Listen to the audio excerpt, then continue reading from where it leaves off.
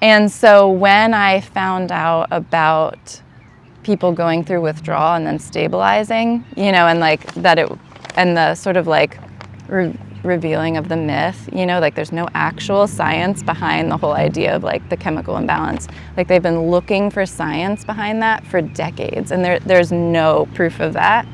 There's no record of that.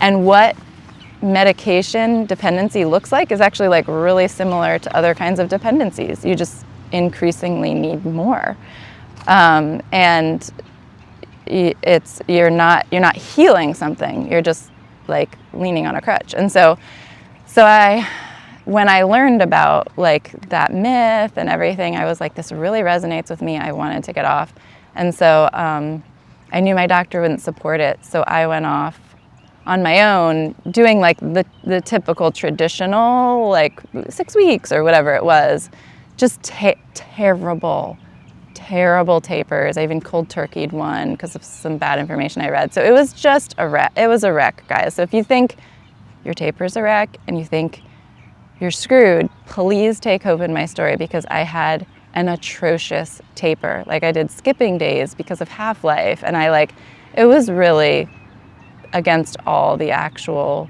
recommendations of like what is now known in the withdrawal groups.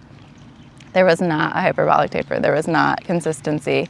So I found myself in a really, really rough place. I went like maybe 5 or so months in this place of like, I felt dark and dreary, but I was like, okay, that's to be expected, because I just went off an antidepressant. Like my body's having to figure this out. I'm going through the withdrawals, and so I was like, these ducks are so cute. That's amazing. Don't mind the traffic.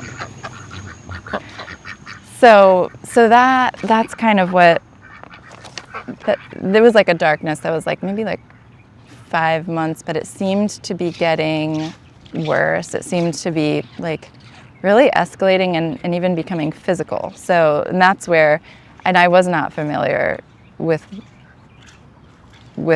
this community, like with the healing community of getting off meds or withdrawals or any of it.